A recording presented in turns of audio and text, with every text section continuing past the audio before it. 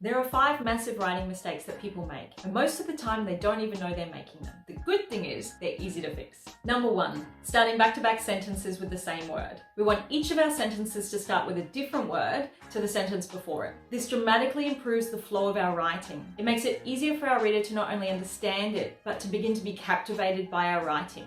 When we watch a movie, for example, we enter a state of suspension of disbelief. This is where we become so captivated in the moment, we're not even aware that what's going on isn't real. But this suspension of disbelief is broken when something happens in the movie to disrupt it. For example, Nike's on a stormtrooper. It breaks our focus and pulls us out of that movie. It stops us from being captivated. The same goes for our writing when we start back-to-back sentences with the same word.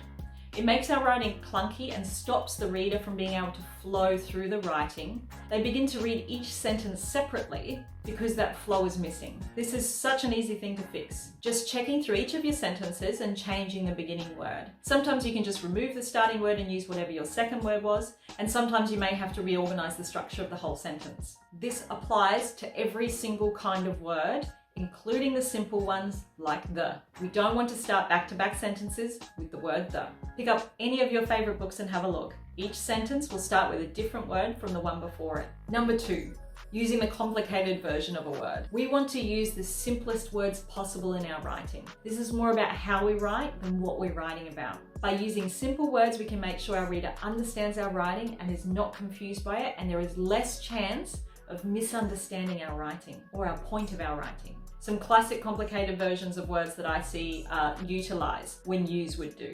Demonstrate, show is much better, much simpler. Magnitude, just use the word size. The only exception to this is if you're talking about earthquakes, in which case magnitude is the right word to use. And terminate, well, end is simpler and much easier to understand. Number 3, putting our main point at the end of our sentences. Let's look at some examples. She drafted multiple versions of her essay before she finally found the perfect introduction. We're 12 words into that sentence before we even know what it's about. We can easily fix this mistake by simply swapping the end of our sentence for the beginning. So let's fix that. She finally found the perfect introduction after drafting multiple versions of her essay. The main point is that she found her perfect introduction, and then we find out how she got there. One more example. Not until he tried coding himself did he appreciate the complexities of app development. Again, the whole point of that sentence is simply that he found out that app development was complicated. We can correct that with, he appreciated how complex app development is after he tried coding himself. Let's not make it hard on our reader. Number 4, using long sentences. Most sentences should be between 10 and 25 words, although it will depend on what style of writing you're doing. For example, in science, we can go up to 50 words in a sentence. We definitely don't want every single sentence to be that long, but that's our absolute maximum. For example, in one of my published papers, the average is 33 words per sentence, and that's a scientific paper. So the average word count is still far less than what the acceptable level is. Whereas, for example, if we have a look at Alex Hormozi's $100 Million Offers book, in section 1 he has 161 sentences and the average word count is just 10 words. And if you have a look at it, his writing is incredibly easy to read, easy to understand. So it really depends on the style of writing that you're doing. The problem with long sentences is that our main point gets lost. The good thing is it's easy to fix. All we have to do is break up that long sentence into multiple sentences. So usually what happens is we separate our main point out into one sentence, and then that detail or examples or extra description that you're doing can go into another sentence. Because oftentimes what we do is we write our main sentence, then a comma, and we put a little detail and another comma, sometimes some more detail, and eventually we get to a full stop. The best way to fix this is just by breaking that sentence up. And usually you can use the point where you've put your commas in as a great place to start breaking those sentences out. Number 5, using ambiguous words.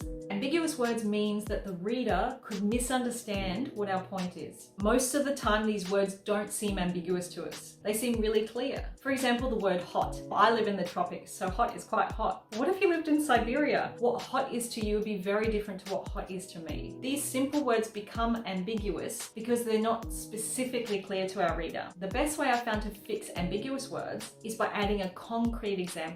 I use the word concrete because it needs to be unmistakable to the reader. It has to be something that they can understand from their own lives. And there's 2 ways that we can do this. We can either add brackets after the ambiguous word and provide some detail, or we can add an entire new sentence after that one. So for example, I could fix this sentence, it was hot in Barcelona, by either adding brackets after the word hot and putting the specific degree range that it was, or I can add more detail in a sentence afterwards. So for example, it was hot in Barcelona, the temperature temperature reached X degrees and I had to stay inside in the air conditioning all day until it was cooler at night. They can instantly visualize how hot it was and what effect that had on me. This is an easy one to fix if you've already done your writing. You simply come back through and read each sentence and look at the words and think to yourself, could this be mistaken? Could somebody not exactly understand what I'm trying to say here? Then add your concrete detail to it. And then after a while of doing this, you'll notice that you start incorporating it in your writing as you're going. Once you stop making these mistakes, you just need to make sure you don't destroy your writing by using the wrong words.